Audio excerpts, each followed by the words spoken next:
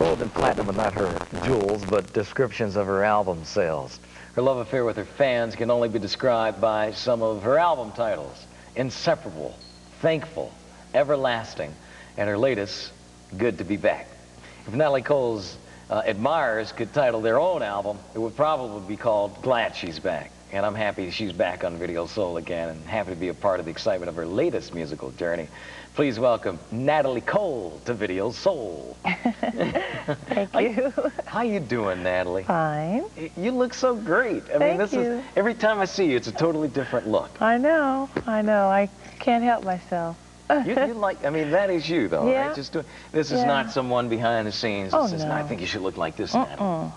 No, I changed a lot. Oh, there's no question. I've had help, you know, from, I have a friend who is my stylist, and she does pick out a lot of the latest way I've been looking the last 2 years or so is she's partly responsible for. Cecile, and I think the James Ingram video that you showed, she was a part of that. A lot of people know she is. She's wonderful. What's your name? Cecile Parker. Cecile Parker. Okay, I have to watch for her name. Yeah. Well, she's got you looking great. I love this sweater. Thank you. You like my sweater? She didn't get this. I got this.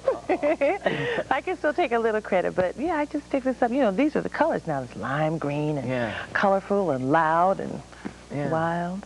Yeah. You know, even a different look, not just in your dress, but your face, your hair, your makeup. I mean, always something different. On the album cover, as a matter of fact, it's very beautiful. It's a very natural look.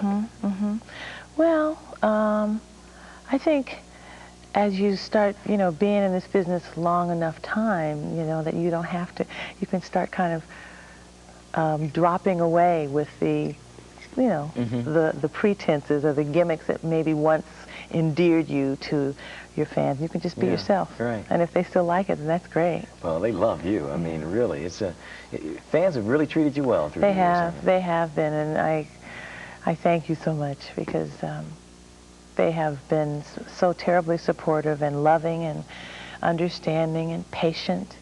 It's great. How long have you been singing? And I mean professionally. I know you've been singing since you were a kid. Yeah. Professionally, let's see, probably 1974 when I recorded the Inseparable album. No, that's not true. Let's see, I started getting paid for it in 1972 in college. And that's when and it was a joke then. I mean, no one really made a living at this. That's what I thought to myself, you know. I mean, my father did, but that was different, and I just didn't see myself really pursuing it as a career. I did it for the summer, and then I graduated from college and went on, you know, supposedly to go to grad school in psychology at USC in Los Angeles. Oh, really? And never made it. Never made it. An agent came up to me and asked me, you know, didn't I want to do this on a serious side? And I said, not really. And he said, well, I can make you a star. I said, get out of here. And you know, it just started from there. It started back here in Connecticut and all up and down the East Coast. I was all over the place. So by the time I got into the studio with the Inseparable album, I was primed on stage. I had done a lot of work, at least on stage. Not much in the studio, though. Was this guy that approached the agent? Yeah, the agent. He's still a dear buddy. His name is Dick Booth. I always mention him because he's definitely part of my, you know, part of my history. So did he orchestrate all that success in the early years? I mean, he told you where to sing and put the album deal together? Sort of. No, he didn't get that far. He, I'd say the first year that I started, after I graduated from college, he saw to it that I just got a lot of work. And then I started to get, like, popular with the people, you know, in the like a local star or something, and he said, can't handle you anymore, I got to turn you over to a bigger agency. Oh, really? And I talked to my mom, and she said, well, I'd like you to talk to the people that used to handle your father. And I did, and they were great. It was an agency out of New York, and the gentleman had seen my father through, and he took me in, and they got me yet again more work. And then they said, you need a manager. We just can't, you know, you need really someone to guide your career. So then they found me a manager, and his name was Kevin Hunter, and I was with him for 11 years. Wow. So he's really the one that got me. You know. But you know, really, I don't know Dick Booth, but he's a wonderful person to have not tried to hold on to you, knowing that you were bigger than he could handle. He let me fly. Yeah, because there's so many people that wouldn't do that. I know. He could. And we may not have heard of Natalie Cole. That's right. So I want to say hi to Dick. You're wonderful. Oh, it would have been. It would have been. Yeah. When you first hit the scene, I'm sure you've answered this question a million times, so I probably shouldn't answer it. Yeah, but I guess it would be unfair to ask to lead into it with that and not to ask it. But with the pressures of being Nat King Cole's daughter, was that difficult? Was it a lot of pressure on you because of that? Because of who you were? Well, the pressure didn't start until I decided to go into this business. Then I wished I hadn't. You know, I wanted to change my name, change my everything, because that's when people just expected too much. They wanted to hear my father's songs. I was hired on the strength of who my father was, and they didn't know anything about Natalie. Yeah. You know, and I resented that for a good long minute. And it really wasn't until the album. The 2 years up prior to the album when I was just working, you know, paying dues, going on the road, I was hired, I'd say, more than half of the percent of the time because of who I was and not the talent. So I really wasn't sure I had any. So when I went into the studio with Chuck Jackson and Marvin Yancey, it was a surprise to me because they gave me something that I didn't have. They gave me my own sound. Because up until that time, I was doing top 40 stuff. I had tried to do a few things of my father's, but people cried so hard, it just depressed me, so I stopped doing that. Oh, really? I only just started putting his material in my show in the past couple of years.